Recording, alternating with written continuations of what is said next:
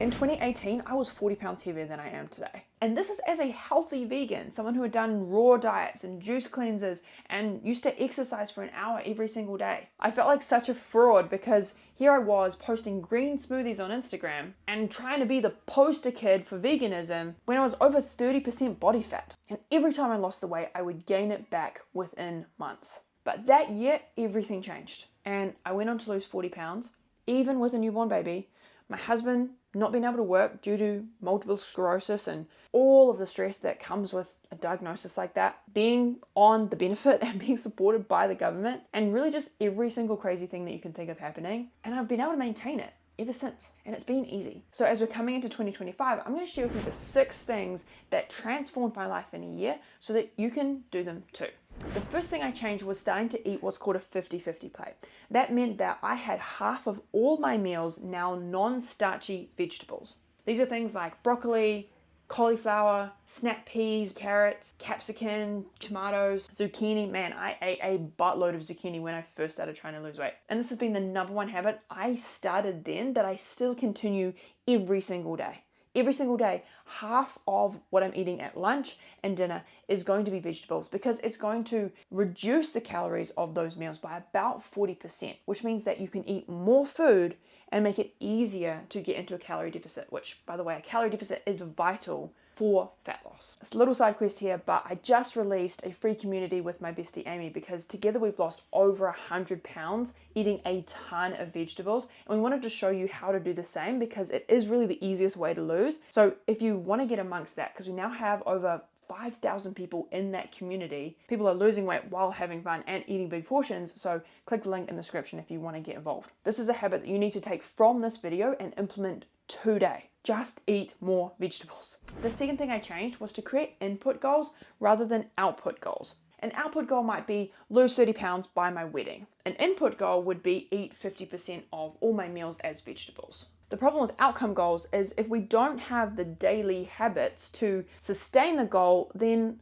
we're not actually ever going to achieve it. And even if we do, and we can kind of like white knuckle it for 75 days of insane exercise, I know a lot of people are doing 75 hard right now, or some kind of boot camp, we're not actually going to sustain the results because we don't have the daily behaviors that are going to mean that we keep them. So I asked myself a very simple question. And by the way, I've used this to build my YouTube channel to over 100k subscribers, create a podcast with more than 1 million downloads, and build a business as well. And also do 10 pull-ups, which was a massive PB for me, to even be able to do one. I asked myself, what daily or weekly habits could I create that if I was to do it for a long enough timeline, like say the next year or even 10 years, it would be unreasonable for me to hit that goal. So rather than a 30-pound weight loss goal, I would have a goal to prep my meals every single week and eat 50% vegetables at every meal, or cook without oil every single day. Because if I was to do this for the next year, it would pretty much be unreasonable that I wouldn't have lost 30 pounds. And the main reason this works is that our brains form habits from quick feedback loops, not long ones. So if you can win every day because you completed your habit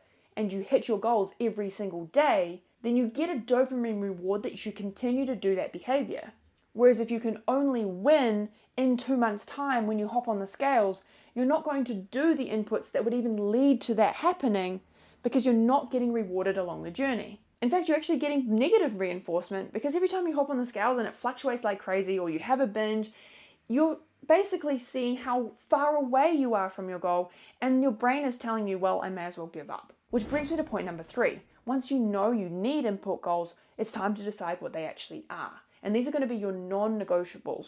These are the commitments that you decide are important in order to hit that goal. Now, the thing that's most important for your non-negotiables is to not use any brain power. They need to be so simple and easy that you can put them on autopilot because, again, simple and easy is how you form habits. So I'm going to share with you mine, and you're going to notice that they're really granular. I know exactly what I'm doing, and the only thing I need to think about is actually implementing, not what I'm going to do, just actually take action. So I have a non-negotiable breakfast, which is I eat oats every single day. Easy, done, no more brain space. It's in a great range for weight loss, or for me now, weight maintenance. So there's no point shifting that up. Lunch, Monday to Friday, is the same thing. I never have to think about it. I do half vegetables, some tofu, and some potatoes, maybe sweet potato, and then do some kind of sauce.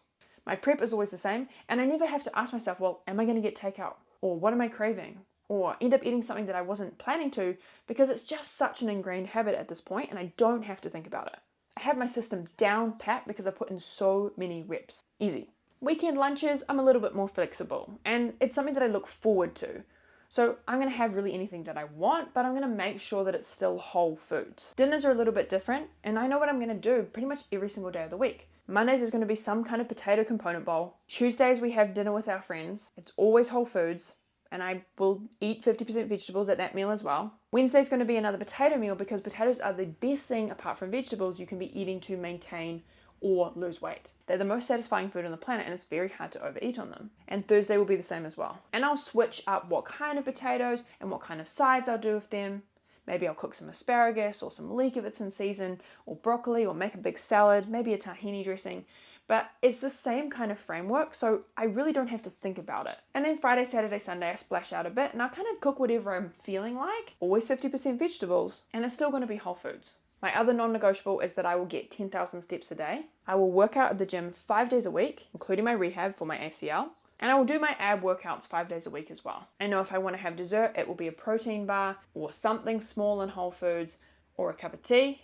And if I'm going to drink something, it'll be either coffee, tea, or something low calorie like kombucha. And maybe on the weekends, I'll allow myself to have like a little bit of alcohol, or if I'm out of the house. We've coached over 2,000 women inside of my program, Lean Off Plants. And one of the biggest mistakes we see clients make is just making meals too complicated. So they're constantly thinking about what they're going to do rather than putting their energy towards just doing it. And so what happens is that the takeout or the frozen pizza wins because that is no brainer. You need to make your meals as simple and easy as it is to go through a drive-through. Otherwise, the drive-through is pretty much always going to win. Your taste buds will adjust, but your need for ease never does. Our taste buds are so malleable and adjustable. I genuinely look forward to my potatoes and broccoli and vegetables every day. Like, I freaking love it. I think I love it more than my husband loves vegan magnums. But your need for ease and convenience is a consistent human trait because we are hardwired to choose the path of least resistance. So don't fight it. Work with it. Decide your non-negotiables and stop using so much brain power. Number 4 is to make the process of change itself enjoyable. So the question I ask is, how do I make this more fun so that I want to do it longer? Therefore, forming habits, right? Because if I feel deprived and I hate my life, then I'm not going to keep doing it. So here's some of the ways I do that. I get my friends involved. So I'm doing an ab challenge right now. And so oftentimes I'll do it on WhatsApp with my friend Amy, aka Broccoli Mum. On New Year's Eve, I was at a party and I asked every person to do abs with me. And most of them didn't, but a couple did. And we had a ton of fun doing it. Everything feels better with a friend.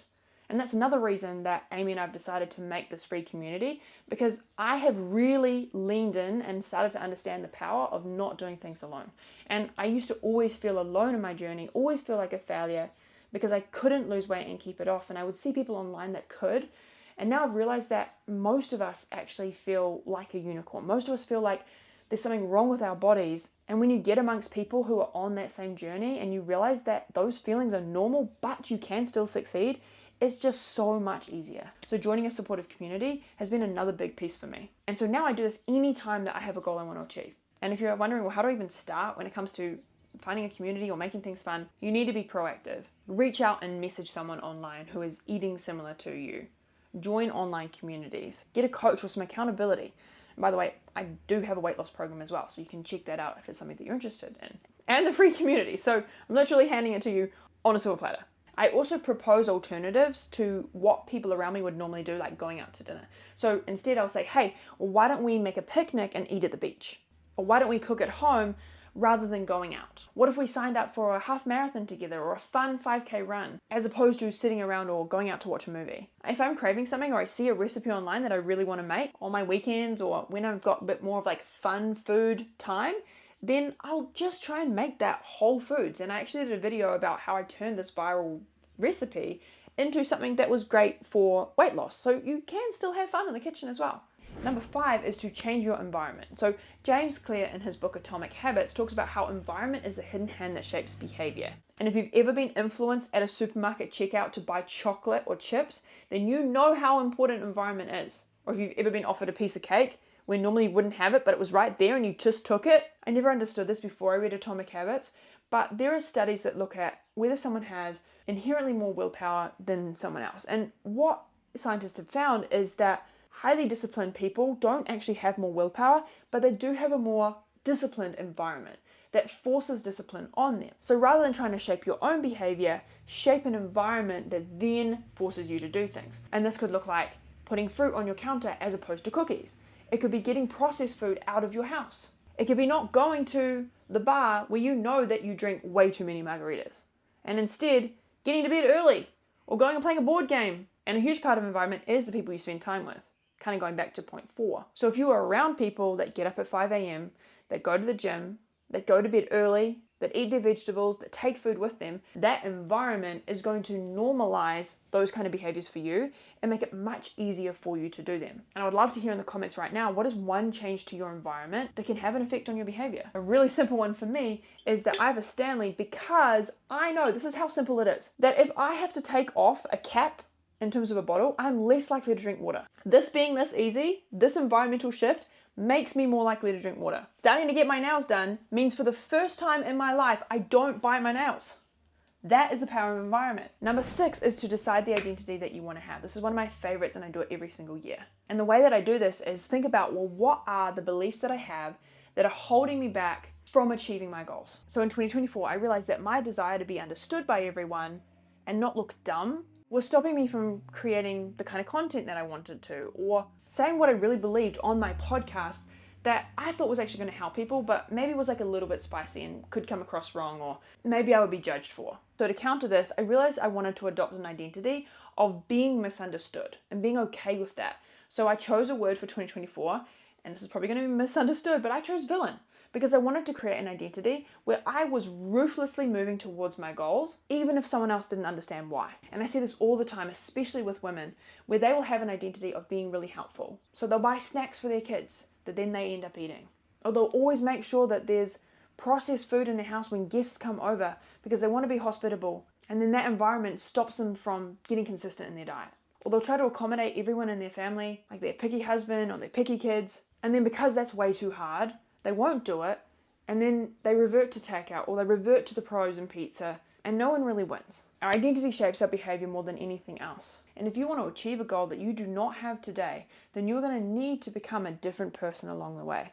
And it starts with an identity shift. So what identity do you hold in this moment that is holding you back from going towards your goals? And who do you need to become in order to get there? I hope you found these 6 things helpful. Let me know in the comments which one of these resonates with you most and what action you're going to take next. And if you want more behavioral change tools, I do a super deep dive in my podcast, which has over 1,600 5-star reviews, by the way. So you can go check that out in the description as well. And don't forget to join our free community so that you can start taking action towards your goals and actually be supported along the way.